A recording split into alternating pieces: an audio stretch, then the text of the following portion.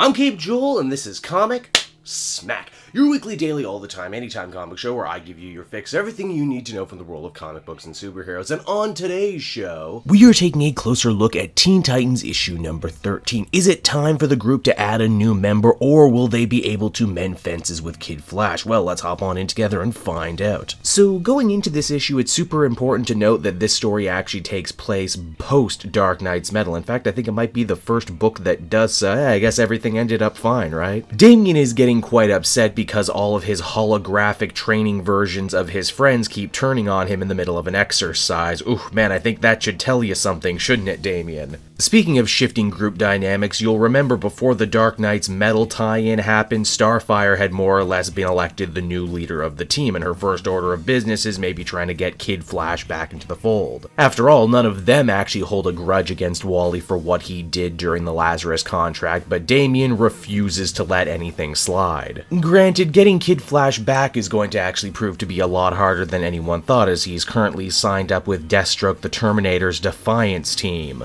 He might be the odd man out on that team, but he is slowly but surely starting to find himself in the group one way or another. Now, while Damian disagrees with letting Kid Flash back on the team, he does agree that the team does need some fresh blood in it, and because of that, he decides to go all the way to Star City to try and recruit Emiko Queen, the Red Arrow. Quite a fitting choice, as Robin had actually grown quite close to Green Arrow during the events of Dark Knight Metal, and because, hey, Benjamin Percy writes both this book and the Green Arrow book. As Damian tries to make contact with Emiko, he discovers her right in the middle of a big fight with Onomatopoeia, that creepy Kevin Smith created villain who speaks only in sound effects. He's transporting a bunch of explosives via the water, but together the two young heroes are able to stop him. Now, back over with the rest of the team, they manage to make contact with Kid Flash. He's breaking up an armored car robbery, and together they work together and make that go a lot quicker. Now, while Wally definitely misses his old friends on the Teen Titans team and vice versa, he feels that if he just goes back right now, it could cause a lot more problems. He doesn't want to create friction in the group, and he also doesn't want to stunt his own personal growth by just sliding back into what is safe and comfortable. He says that the only reason he'll even consider coming back to the team is that if Damian is willing to apologize to his face. Oh geez, just an apology? You want to ask for the Holy Grail while you're at it too? Now, when Robin and Red Arrow finally do manage to sit down and talk shop, Benjamin Percy basically brings up what I've been saying forever, and that is Emiko and Damian have a heck of a lot in common. Both of them were trained at a very young age to be assassins. Both of their mothers are on again, off again, super villainous, connected to crazy doomsday cults. The big difference, seemingly, though, is that Damian just can't shut off from work while Emiko can. It's made pretty clear that at first glance these two don't like each other very much, but they're going to have to put their differences aside, and soon, because as we discover, Onomatopoeia's plan wasn't just to transport explosives, it was to use them to blow up a dam and flood all of Star City. Ooh boy, what is the onomatopoeia sound effect for a dam exploding? So that was Teen Titans, everybody, and overall I really enjoyed this issue. It's nice to see Ben Percy bridging the gap between his Titans series and his Green Arrow series, two books that I'm really loving at the moment. The big thrust and underlining theme of this story, as well as pretty much the whole book up until now, is Damian trying to learn to hang out with regular people, to try and treat people as more than just weapons in his arsenal. And in fact, now that he can contrast and compare his own messed up upbringing to that of Emiko, I wonder if that will give him a different perspective and maybe check himself before he wrecks himself once in a while. It's also nice to see between the Deathstroke book, the Teen Titans book, and the Titans book, Wally 2 is actually getting a lot of focus and a lot of character growth, arguably more than he ever got before. I'd give this one a very positive 8.5 out of 10. It includes a lot of the stuff I really like about Titan. So that's the video, everybody. I hope you enjoyed it, and as always, why not check out some of these other videos I've been working on from throughout the week. Then you can head on over to Twitter and follow me at Cape Joel, so you're always up to date on what new videos I got coming down the pipeline. And lastly, with the holiday season coming, you're probably going to want to buy some new comic books, and when you do, I hope you'll go down into the description of this video and use my book depository link. Not only will you not pay a cent on shipping and handling, but everything you buy via that link helps support me and the channel, so it would be much appreciated. And until next time, everyone, this has been Cape Joel. Thank you so much for watching, and I'll see you all again later. Bye-bye.